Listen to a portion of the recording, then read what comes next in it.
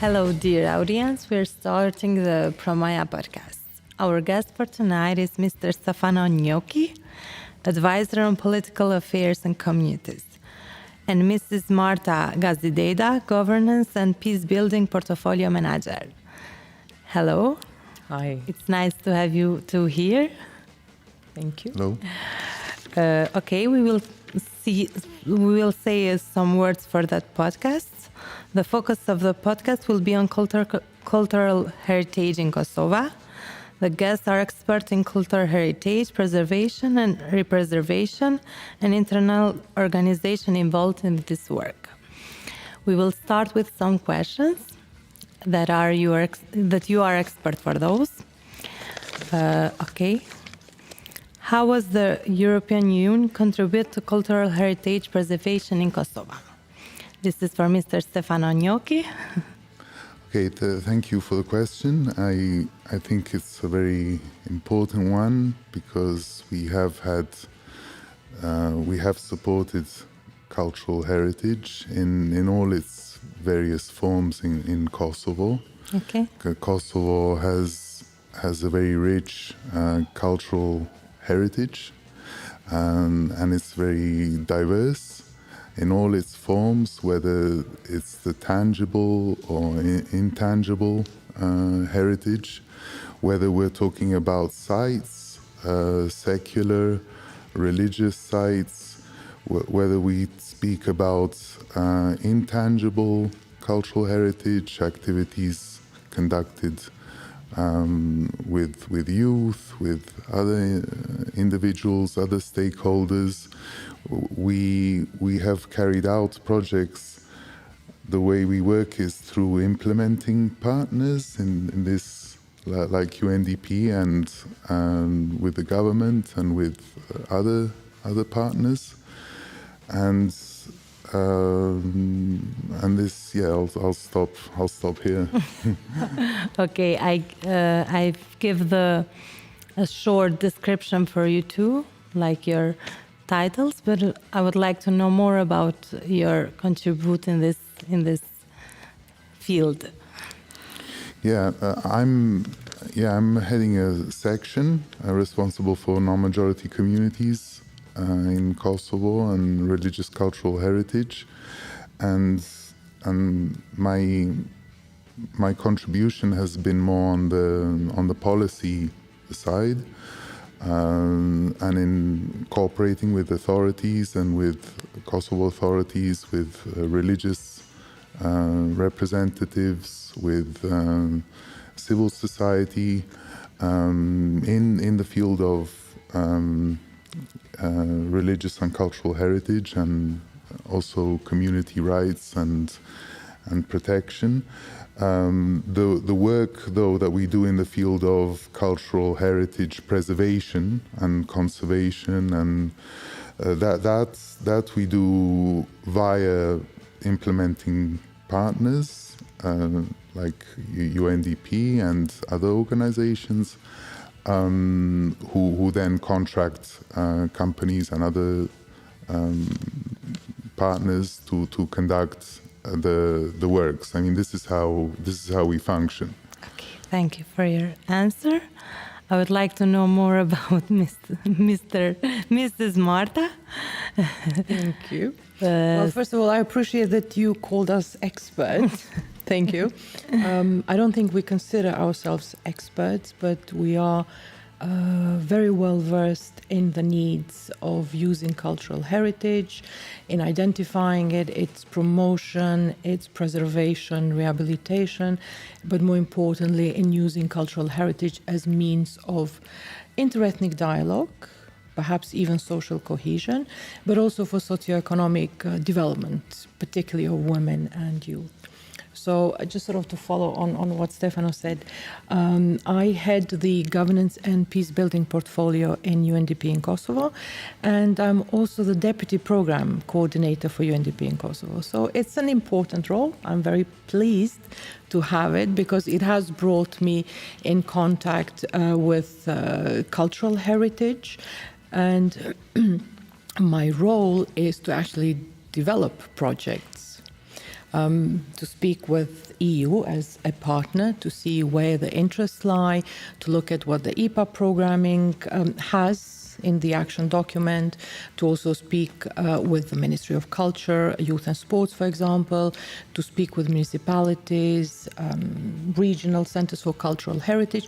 So basically speak with all potential partners and beneficiaries, understand what their needs are, and bring those together into a coherent concept, which then contributes to a lot of these elements. So addressing what the EU delegation in Kosovo has as a priority mandate, or as an interest for that particular time frame, then vis-a-vis Kosovo institutions, central and local, to address also their needs, but also to support communities and individuals in advancing themselves, be it economically, be it socially, mobility as well. So. How does UNDP support the effort to preserve and protect cultural heritage in Kosovo, and what specific innovations are currently underway?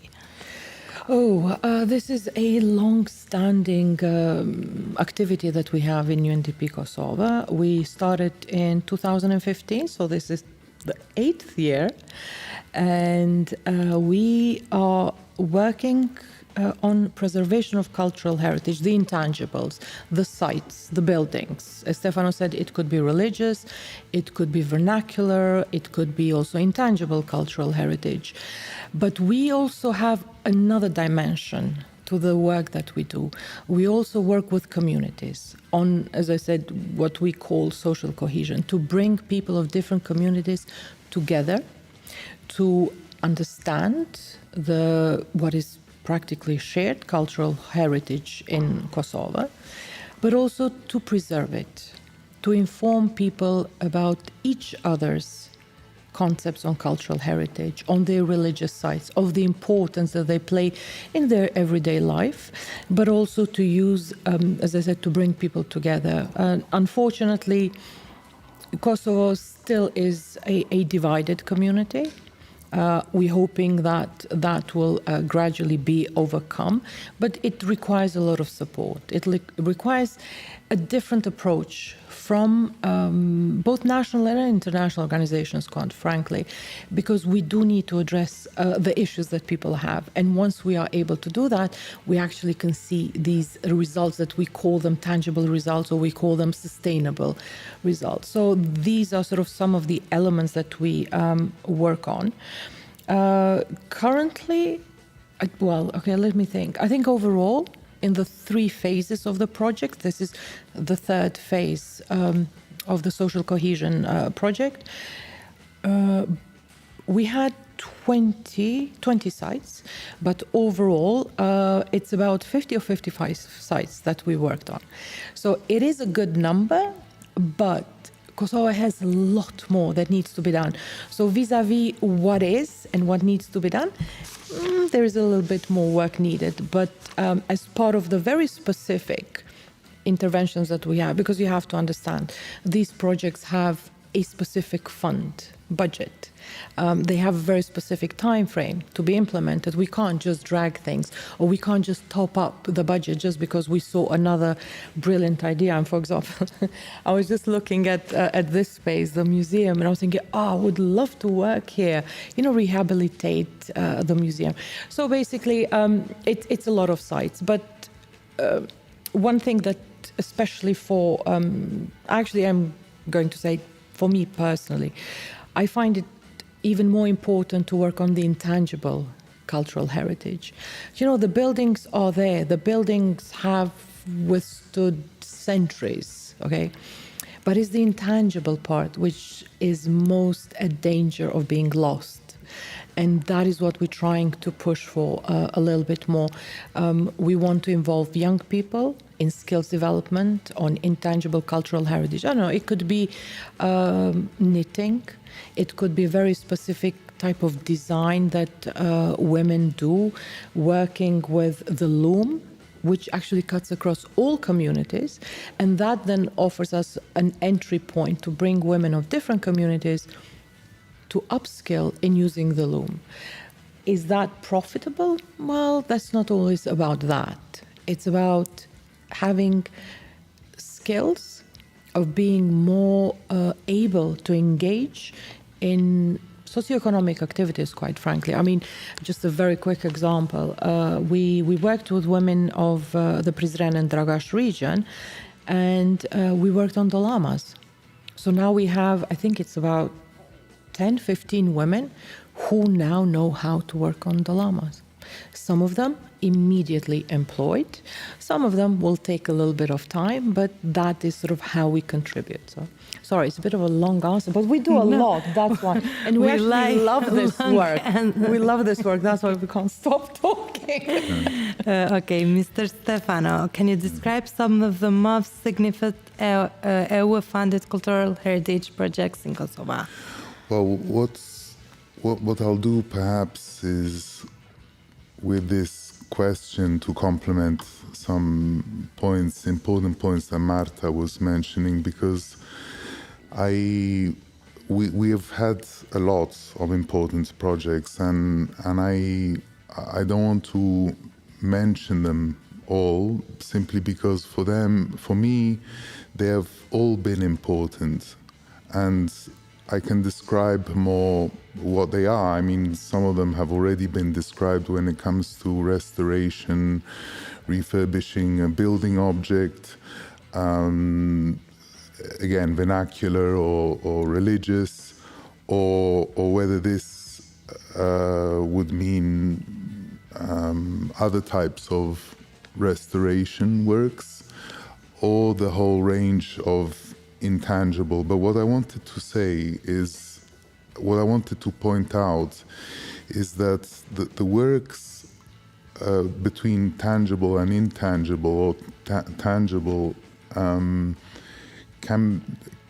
should not be taken in isolation. Only for example, we decide to restore a building. It should have a purpose also of what Marta was mentioning, which was also the underlying goal of our respective missions of UNDP and of EU, which is actually to bring people together and communities together of diverse backgrounds, and I think that this is the most important part. So whether this is the building, restoration of building, or whether it's a youth camp, restoration camp, or an archaeological excavation, or students learning architecture from a professor, these are all examples of where we have invested, and where we have also invested are, for example, in exchange visits from one community, the children from one particular community going to visit religious sites that, due to the conflict or the past of the difficult past that Kosovo went through, and the fact that it still unfortunately is a divided society. This was a mind opener for children and for young and less young children and youth to have this opportunity to be able to visit sites that they've not visited, and this I would kind of underscore as being our principle of being united by our diversity, and by promoting Kosovo's rich cultural and religious heritage. To talk similar things with this question, I want to know the benefit the local communities, especially the youth in Kosovo, what they have benefits from those projects that are implanted from you in Kosovo. Yeah, it's a very good question. I think our focus, Marta can then add, I think the focus has been a lot on local communities, because if local communities and the youth of those local communities see that there are some activities organized for them. Whether this also allows them to go and visit another town in Kosovo. It will bring them together. To bring them together, and also to understand how, because sometimes communities, if you do not offer them an opportunity, which I hope will also be taken by civil society and by other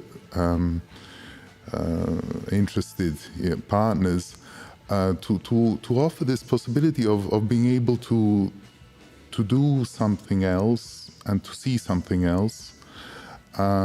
This is one aspect, and the other aspect, I think, could be a potentially important one for the local economy as well, because if you invest in some building objects, and if you invest in certain areas, that could also attract visitors to come to visit the sites, and that could bring, let's say, some income perhaps for those who are perhaps looking after these sites. So I see different aspects to these benefits. But this is all something which needs a lot of effort still, and I think it's important to still to work on this and to give attention to this, and especially for the young and those who really need those we all like to look in the future, but the young are then Kosovo is a young. Yes. Has a young population, the average mostly young, so it's important. Tomorrow they will be the ones to be in charge, and yeah. Okay. Well, actually, I have a counter question, if I may. Okay. It's not actually a counter question, but I mean what you said. How do the youth or young adults benefit from these projects? Well, you are one of those people that are benefiting, and the colleagues that we see around here. So you are firsthand experiencing how important and how stimulating these little interventions can be. Now, of course, we can't involve every single person, and that is unfortunate. But every time we have a new project, we try and expand the scope of work. We try and expand the NGOs that we work with. We really look at working with grassroots level organizations as well. We want people who, look, in UNDP, to bring new people. Exactly. I mean, we have this phenomenal concept, which isn't always very easy to implement, but it's called Leave No One Behind. And that is what we are trying to do through various stages of the projects, because frankly we have quite a few other projects in partnership with the EU, which are not necessarily or purely cultural heritage, but have the elements of inclusiveness, of social cohesion. And as Stefano was talking, I was just thinking, for example, when we started in 2015, the concept, or the inspiration, whatever we might call it, for the initial phase was what Mayor Rudy Giuliani did in New York, and it was the concept of broken windows. That if you see a building, a neglected building, a desolate building, and then people start breaking the windows. And if you break one window, then for people somehow it's easier to go and damage the site even more. And that is what we were thinking. Okay, there are so many cultural and religious heritage sites in Kosovo. They're not necessarily taken care of properly. They're not in use. They're not just in use, they're not utilized as well. Because look, there is a lot of benefit in terms of socioeconomic development through cultural heritage. But anyways, we'll come to that. So we thought, okay, so there are these sites. They've been neglected, they're crumbling, they run down. Let us start with that. So that was the first concept, the entry point, if you wish. And then during the second phase of the project, we thought, okay, we worked on the physical side. Phenomenal. We had some intervention, quite limited though, with civil society, with communities.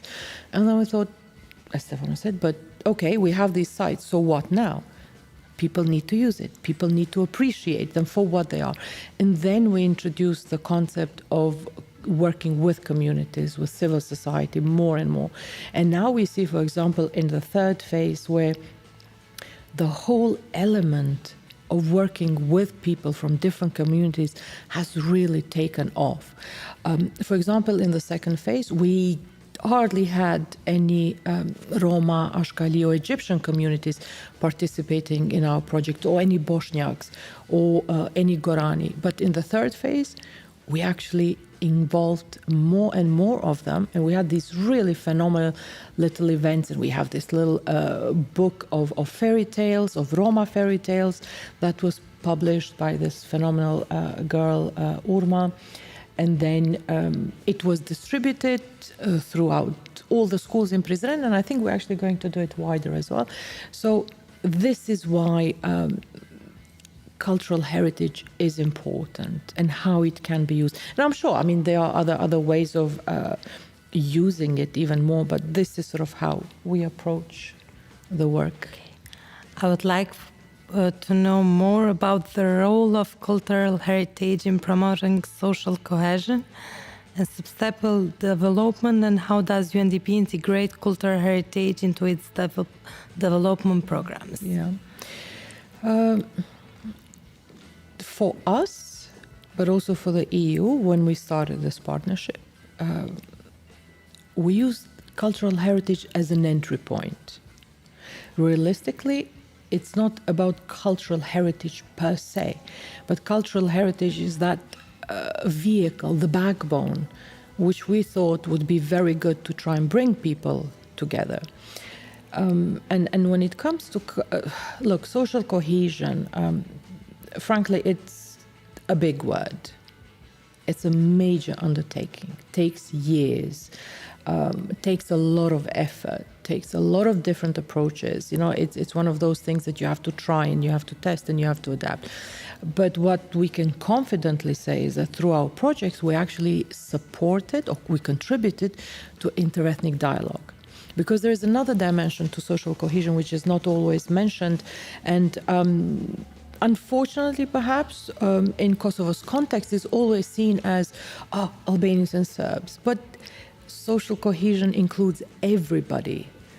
Social cohesion, and of course, if you have ethnic differences, you have to take that into account. But it's not just one ethnicity and another ethnicity. You have to include everybody. And then social cohesion, it can be even within the same community. Okay, if you look at people who perhaps have disabilities and they do not have access to equal opportunities, whether it's employment, education, health services, whatever it is. People who have special needs, I don't know, women perhaps, young girls perhaps, you know.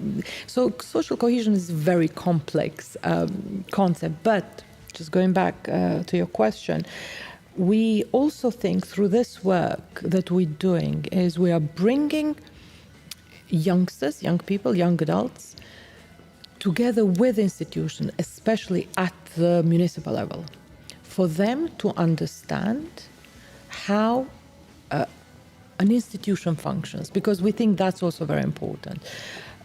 So when we work through these projects, we look at what's called horizontal cohesion, so within different communities, but also vertical, which is with institutions. And we think you also need to build trust towards institutions. You have to understand that there are also limitations to what a municipality, okay, we are talking about municipal level now, what a municipality can do.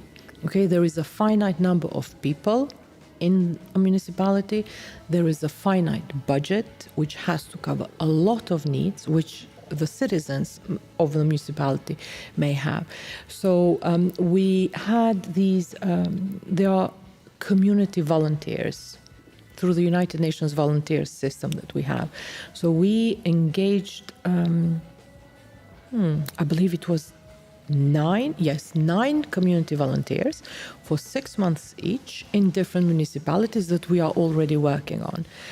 And they got first dual purpose and actually quite phenomenal results from my point of view. First of all, these young people gained work experience. 6 months, it's not necessarily brilliant, but it's still better than nothing. So you have 6 months professional experience in an institution. So they learned how the municipality functions. How do you interact with your colleagues? How do you prepare, papers, whatever they did in the municipality. And then from the other hand, they also understood these elements that I said, that in an institution is a structure. There's only so much that they can do. And if you understand what are the limitations of the structure, then it is easier for you to assess the quality of the work, the quality of services that they offer. So the idea was to move away from the general concept, are they not doing anything? Well, actually they are, quite frankly. But they also have issues that they need to handle. So that was like the budget or something. Exactly. So that was the first part of this intervention. And the second part was for municipalities to actually gain some hands-on support. It may have not solved their problems. They rarely do. Give but them a chance. Exactly. For 6 months, they had additional support, and they benefited from that. Okay, I would like to ask two of you for how do you think it will be the future of cultural heritage in Kosovo? Oh, well, okay, can I answer for you as well? No, I'm just joking. No, but I take the whole interview. Stefano and I are quite aligned. I know in that this you could have similar. No, but we are aligned because I think we are passionate. You can add. We are passionate. But look, from my point of view, of course, I'm here representing UNDP, but even at that capacity, I can quite frankly say that the future of cultural heritage is bright. When I started working on these projects and overseeing them now, because I have teams who implement the projects, I was fascinated. I was amazed by how many cultural heritage sites we have. And these are sites that we don't necessarily know about because they are not promoted properly, or maybe not promoted through appropriate channels, quite frankly. I remember visiting Ulpiana when I was a child, and I was like, okay, I'm not going to say how long ago, that was very long ago. But then once Ulpiana was officially turned into a archaeological park, I went to see it. Frankly, I was fascinated. I was thinking, my God, we have this, can I call it wealth? Yes. Yeah, we have this wealth in Kosovo and people don't necessarily know about it. Frankly, it wasn't that much different than going, in the region, Greece or perhaps Italy. Stefano is Italian. You have phenomenal cultural heritage. But it wasn't that much different. So for me, that was an indication that we simply have to work towards this. We have to promote, we have to preserve, we have to invest. And it is true, investing in cultural heritage is costly, no doubt about it. But if we lose it, then it's gone forever. And that's why I see a lot of... No cost can return that. Exactly. I see a lot of even emotional investment, let me put it that way, from institutions in Kosovo towards corrective actions, if I can say, in preserving, in identifying, in promoting cultural heritage. It is a bit of a long way still, but it's there. It's there. Your turn. Yeah, I will follow on this optimistic line, because I also feel optimistic for Kosovo's cultural heritage and I do see a future for it, for the wealth of which this heritage in Kosovo represents. It will be important, like was mentioned earlier, to use a cultural to have it as a vehicle or as a vector for helping. And yes, it's not only about overcoming the difficulties of the past, like between Kosovo Albanians and Kosovo Serbs, but also the wider communities, the different communities which are represented, which are part of Kosovo.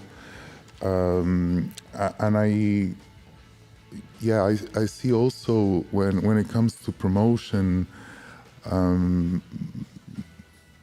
perhaps more can be done, for example, in the expectation of having guests and visitors coming to visit sites, on the let's say on the infrastructure side, you know, for example, I don't know, with publications, guidebooks, and tour operators to explain and to promote to promote all this, and yes, I think investments are expensive, but they're worth it, and cultural heritage can also be at risk if it's not taken care of in the right way, and I think that the investments are worth this, and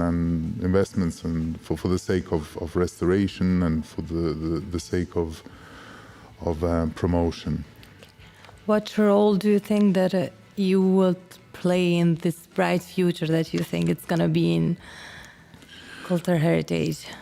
Well, as I mentioned earlier, I think I mentioned that we work through the government as our partner, for example, when it comes to the IPA funding, and of course it depends also on the priorities of the Kosovo institutions, Kosovo government, and we periodically we have calls for civil society, and it's part of a system in a way of support. But this has to be done with the Kosovo government. Yes. And then with the local government, and then with the and then there's the system of the partnership with the international organizations, with UNDP, okay, with other organizations as well. So yeah, but we are open to let's say good ideas, and those can be developed in a way which can be of support also to cultural heritage. There are many priorities for Kosovo, and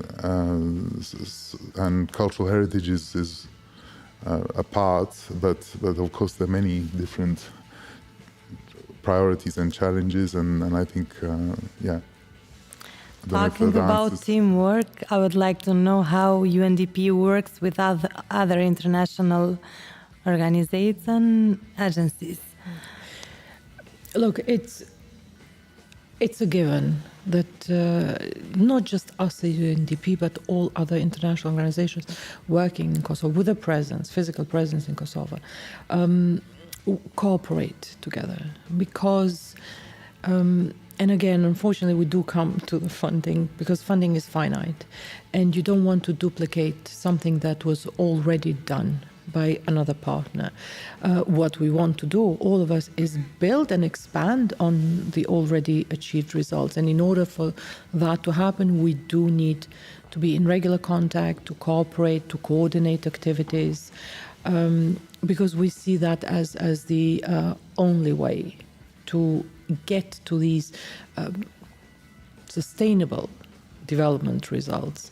So that's integrated. I mean, as you can see, Stefano and I almost think alike. We're just working so closely. What are some problems or challenges that UNDP has during road that supported cultural heritage in Kosovo?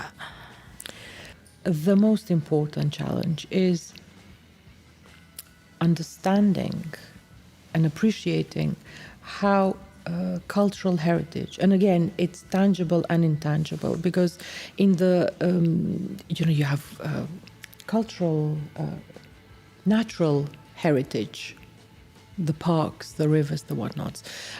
You have the agri-tourism, which is part of culture as well. So there isn't enough understanding of how these parts, which perhaps are everyday things, can contribute to that socioeconomic development. Look, I'll give you an example. I think it was last year, 2 years ago, I decided to go to the Mirusha waterfalls. I hadn't been there ages, decades. Okay, so I'm following this Google map and whatnot, so I couldn't remember how to get there. I ended up in the middle of nowhere. It's some just bizarre field. Why? Because the information wasn't accurate. So now I was very lucky. Somebody had followed the same Google map, and that family was coming back, and they said, if you are going towards Mirusha, forget it. It's not that way. Let's try and find it together. So it's these little things. I mean, okay, for me, it wasn't such a tragic event, because I live here, I speak the language, I can find out. Albanian, it's exactly. easier. It doesn't necessarily bother me so much. But then if it was a foreign tourist, a visitor, for them that would be bizarre, quite frankly. As Stefano said, because you have internal visitors, but you have external ones. And if you look at it, the financial support, which also contributes then to that socioeconomic development, predominantly will come from foreign visitors. And then we do have to have that infrastructure. So these are perhaps the two main points. Oh, actually, no, I do need to add another point. People in general need to understand how important cultural heritage is. It doesn't matter if it's vernacular or if it's religious. It doesn't matter if it's classified that it belongs to this community or that community. It's cultural heritage which you can find in a place, which is phenomenal, quite frankly. I'm looking forward. I believe the ministry is trying to develop a website, or rather a database, a searchable database with all the cultural heritage sites where you can check. I'm not sure, don't quote me on that. I think that's what they're trying to do. But imagine if you can see all of those sites. That for me is... Are there any future initiatives and collaborations in the work between Kosovo and the EU? Do you plan a future collaboration between Kosovo and EU? Well, it's ongoing, this cooperation, and I can only really repeat what I said before, because we have to see about the future, and this is dependent on on ideas and ongoing projects and the needs cooperation. So on this, I hope there will be. I trust that this partnership that we have with Kosovo will be in the long term. But on the priorities and on the decisions and on what to focus on, it needs to be done together. We will talk about Reload project. What is the role of this project in cultural heritage in Kosovo, and what this project brings to the cultural heritage in Kosovo until now? Shall I start? As implementing partner for the EU, look, Reload is another example of how our respective organizations cooperate for the benefit of people in Kosovo. That's the easiest and simplest way to explain how we cooperate as organizations. Now, when it comes to Reload, Reload is a regional project for Western Balkans, and this is the second phase of the project. So usually when there is a second phase, it means that whatever happened to the first one, frankly, the EU as the financial donor partner was happy, satisfied with the results, and there is a need to continue on that work. So Reload has a range of interventions, and if you look at how Reload is structured, an important element of the project is the cooperation between municipalities and civil society, which is kind of based on thematic areas. Social services, and these are predominantly for the most vulnerable groups of the society, which also has the element of social inclusion. We have gender equality there, environmental protection, human rights. So these are some of the focus areas of the Reload program. Now, within these thematic, not general, but greater thematic areas, cultural heritage plays a role. It's not an explicit element of the project, but it supports, exactly as this podcast, basically, where people get to talk about what is happening in the cultural heritage sphere, if we can call it like that. It promotes young people's inclusion in the process, be it through designing these types of podcasts, through designing other activities which bring the peers together, which supports skills development. So these are sort of some of the ways that Reload contributes to cultural heritage. But it's always youth element. It's the youth element, and and again, look, now that I'm thinking, again, it has that element of vertical cohesion, i.e. the people, the youth, with municipalities through NGOs. Yeah, I don't have too much else to add on what Marta mentioned about the Reload, but I think the focus on civil society is a very important one, because I know that the Reload is actually multi-dimensional. It's about promoting democracy and involvement of youth, of different groups, and that cultural heritage in this case is the theme and the means to promote and to specialize in one of the many areas which one which this Reload is addressing, and which the civil society address. And as I mentioned before, it's for me, nothing is in isolation. It's all one, about bringing all the components together, the involvement of youth, the civil society, then the local governance, and then on the different thematics of Reload, because I know that it addresses many different, throughout the whole Western Balkans, many different areas and priorities. So on this, I don't really have too much to add about the project itself. I believe it's a successful one. And talking about youth, if a young man or woman wants to pursue a career in cultural heritage in UNDP or EU, how this is possible? What is the road that he's gonna go to make it possible? Ooh. That's difficult. All right, let me start, Stefano. Gender equality here, mainstream. Gender promotion. Look, working for a development organization such as UNDP, I mean, it is phenomenal, but it also requires a lot of dedication. I don't necessarily want to say hard work, but definitely dedication and passion, because the development sector is not an easy sector to work. I'm sure there are other sectors that are not easy, but it's not. Look, I mean, oh God, we come across a lot of issues that we need to deal with then and then. Things that perhaps we didn't foresee, and again, we have to manage those. We have to find solutions very quickly, solutions which are practical, pragmatic, but also fit with the context. So anyway, so that's one part. So we can't, look, if you want to work in cultural heritage, probably our respective organizations are not the right ones.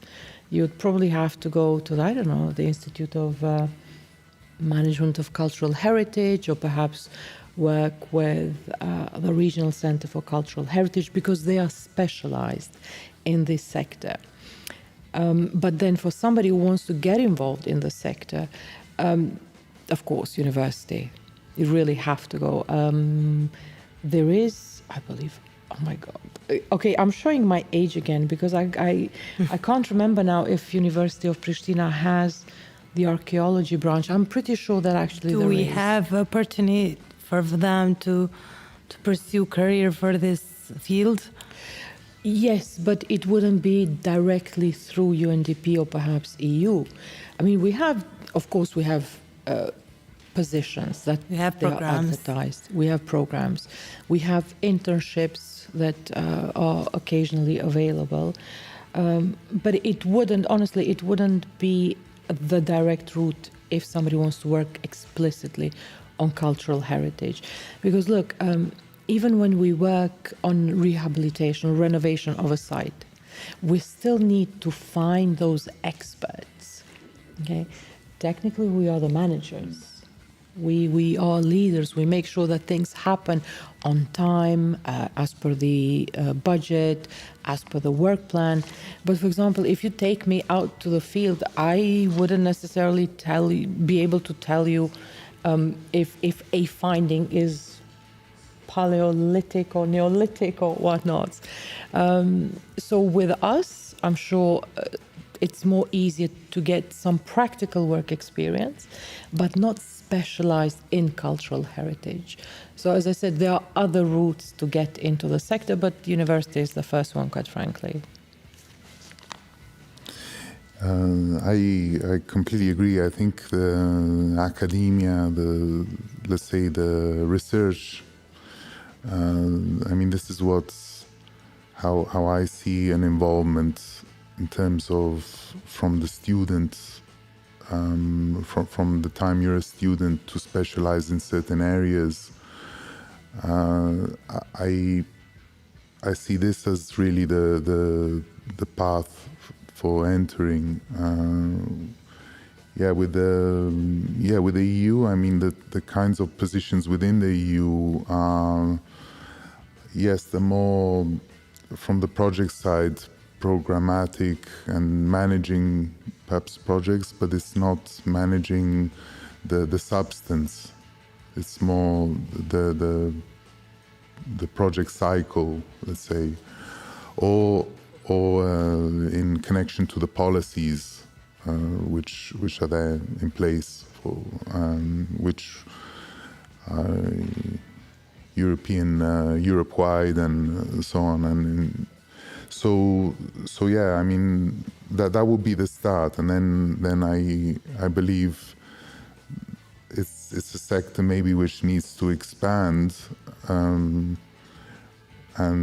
which I believe is important for Kosovo, but there are also other sectors as well. I mean, the environment, there's economy in the broader sense. There are different priorities, and so it's a bit of a difficult question, but I think it's yeah. I hope that there will be. I hope the future will hold some more opportunities for the youth to be involved in the sector of cultural heritage management, protection, conservation, archaeology, history of art, the Music. ethnology, the museum management, Yes. Curators. There are numerous professions which link to what we can call, because it's very broad cultural heritage. It's extremely wide-ranging, so you can include a whole lot of professions, and even those maybe who like to, I mean, even authors, specialists who come then from academia, and then journalists who may wish to specialize in cultural affairs. There are, yeah. I see these as the main professions.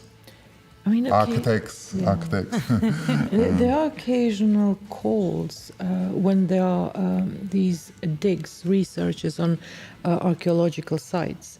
So for youngsters, or young adults rather, it's not for youngsters per se, it's for young adults, they can apply to be part of that team. Frankly, it's not easy. I've seen it in practice. I wanted to be part of one of those teams, and I had the opportunity to just go and have a look at it, and it's back-breaking work. So then I decided, no, maybe not. I'm not going to do this. But yes, that's another opportunity. But they just have to follow these calls when they are available. And look, it's always good. Where they can find these calls? On site? It is. It's not in our site. I mean, Stefano mentioned we have something that we call rehabilitation renovation camps.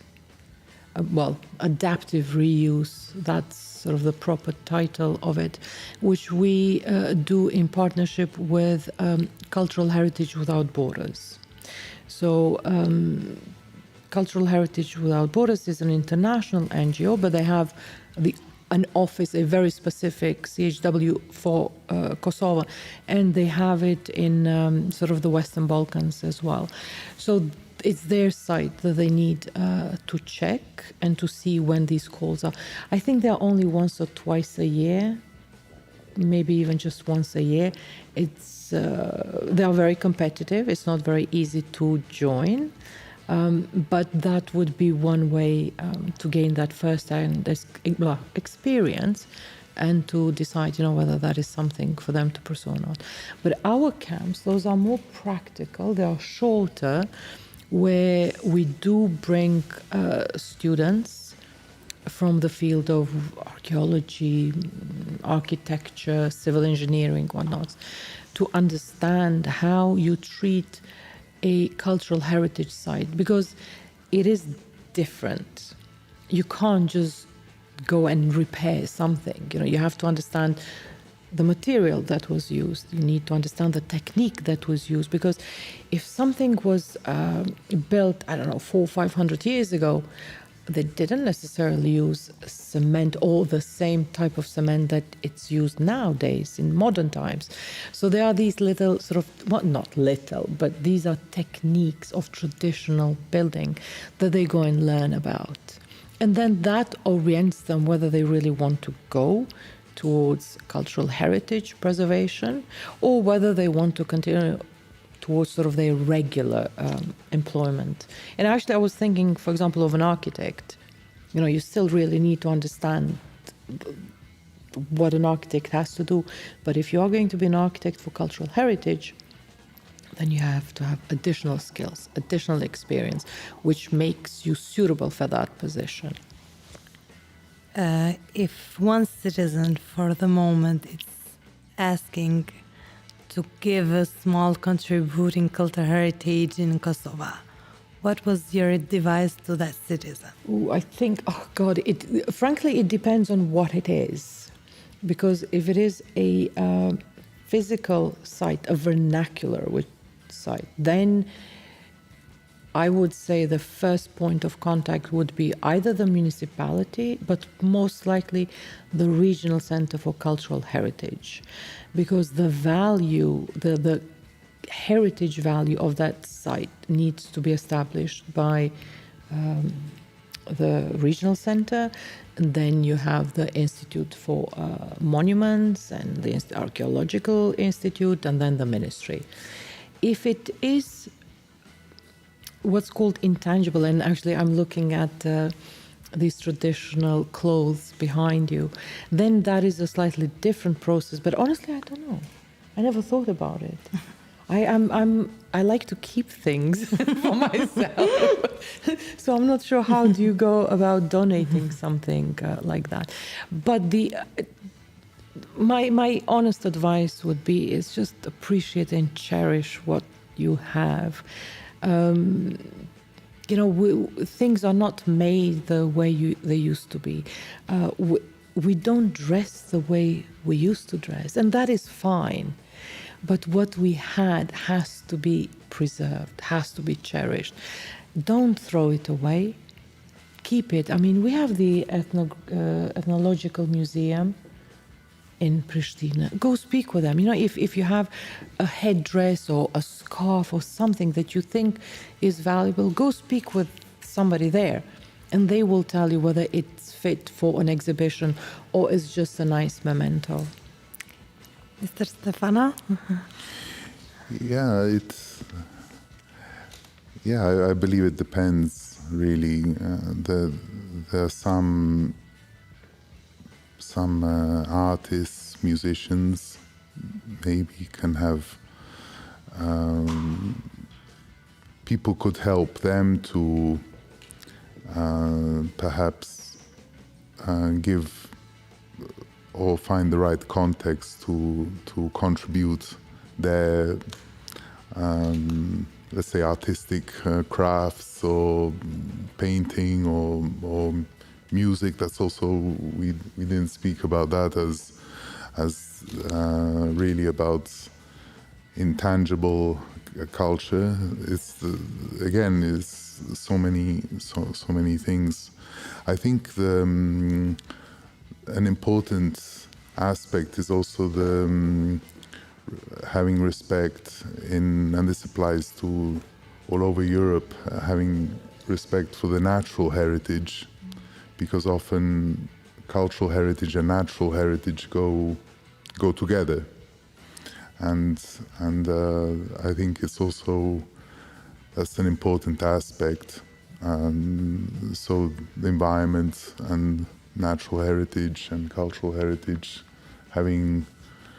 seeing the connection between the two, and working to that one is, let's say, that the cultural site and so on is well kept and well has the right environment and so on.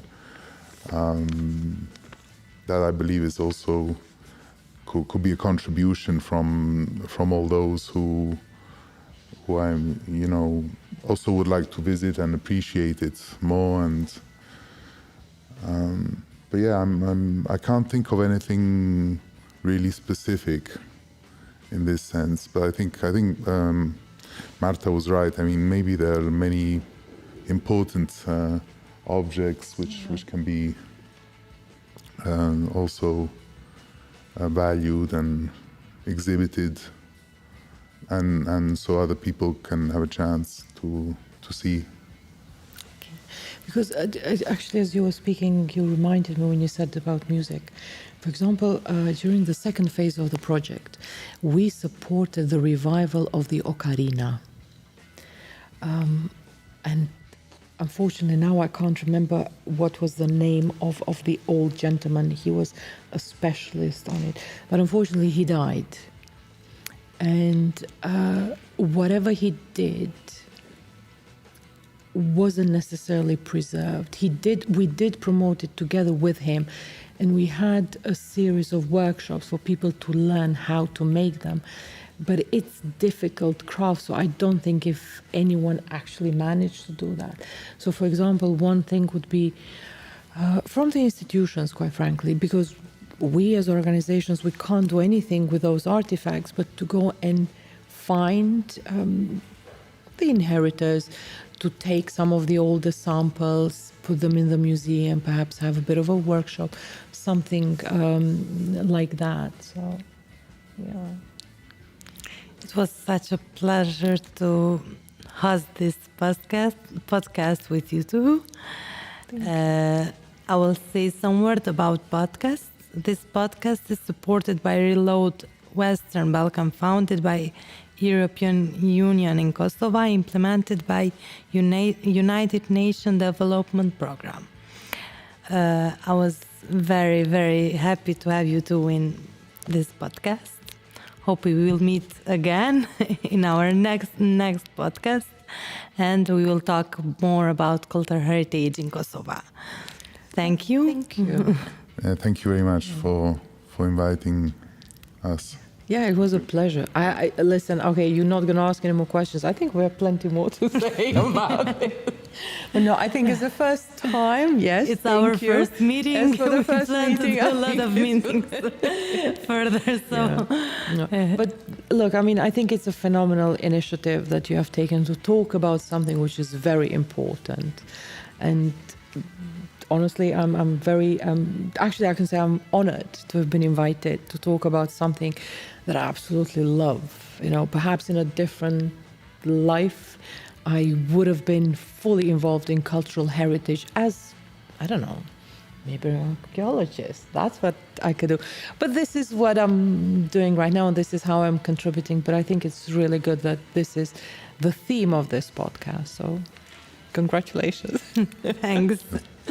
Thank you. So this is the end of our podcast. We will meet again in our next podcast with our next guest for the Promaja podcast. Have a nice night.